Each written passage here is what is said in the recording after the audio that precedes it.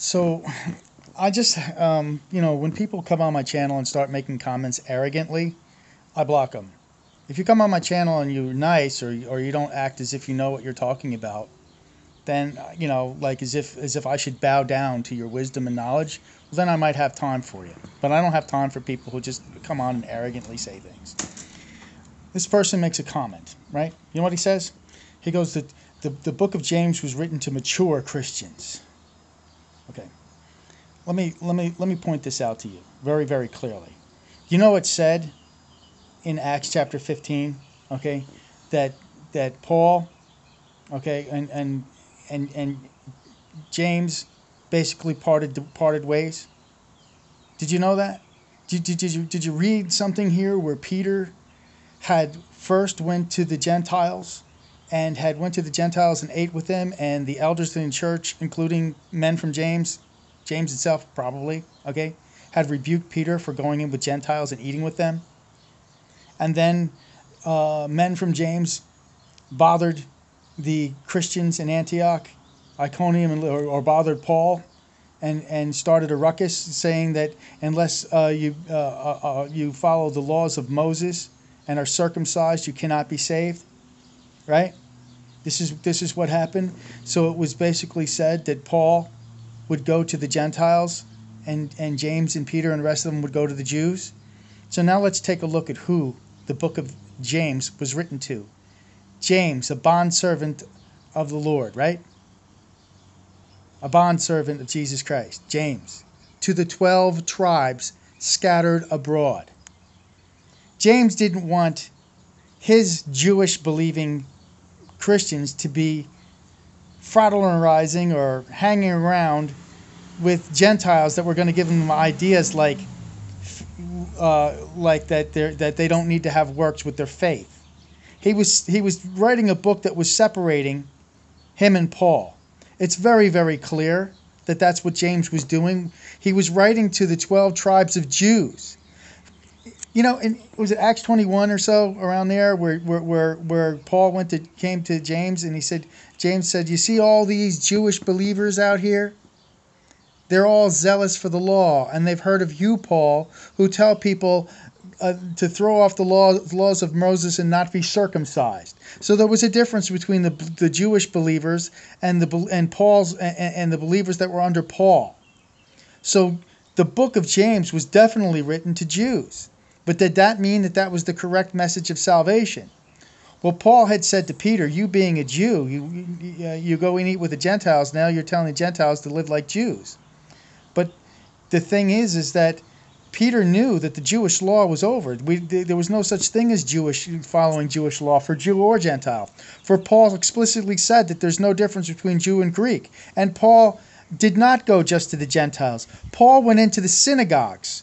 Paul caused trouble because this is what happened. James said just go to the Jews, and Paul was preaching to the Gentiles, and he was going into synagogues preaching. And he was preaching a message that was different than the message that James was preaching. And this is how all the problems started to begin with. This is very clear in Scripture. This is who that James was speaking to. This is the history of it. You can look it up. You can look at it. It's quite obvious that if Paul is supposed to be going to the Gentiles, and he stirred up problems with the Jews, who basically said that you're telling us to throw off Moses, and we want to be circumcised and we want to stay with the law.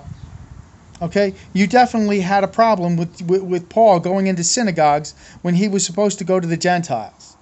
It's really clear. But when I get comments like this, the real thing of this is they're not really looking at history. They're not thinking, logically. It's all logical. If you read the book of Acts, it's very logical that if Paul was sent to the Gentiles, and if Paul was told by James and the elders, look at all these Jews, and they're all zealous for the law, and they've all heard about you, Paul, who preach what? That you don't have to be, teaching Jews, not just teaching Gentiles, teaching Jews not to be circumcised and follow the law of Moses.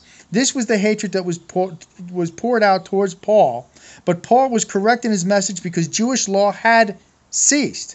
These people who were trying to cling to Judaism were throwing off Christ and going back to Moses.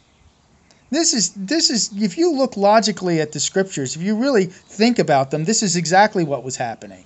It's more logical than anything you could possibly think of. But you're always going to get people who are, they don't think. They just make statements. They don't even look at it. They don't even think about it. They lose their hat over it. I mean, I've been putting up with this stupidity for long enough. People who just make comments and don't even think of the logic. It's right there in the scriptures. It's abundantly clear. If you read Galatians and if you read the book of Galatians and the book of James right next to one another, you can see very clearly that Paul's message was different than James' message. And James was trying to say to the Jews everywhere not to follow Paul. That's why it was written to the 12 tribes. I mean, look, you don't have to believe what I say, but it does make tons of sense that if Paul went to the Gentiles, and James was like thinking that, well, if Jewish Christians and Gentile Christians get together, well, then the Jews might not follow the law anymore because Gentiles are told by Paul that they don't have to follow law. It makes sense that James would write a letter to the 12 tribes telling them to stick to kosher law. It all just falls into place like it fits like a glove, people. You know, and this is why God let the scriptures be the way they were. They didn't have to be inerrant. They had to show, and they positively did show, that there was a problem between law and grace. This is in the scriptures that we have. I hope you see that. God bless.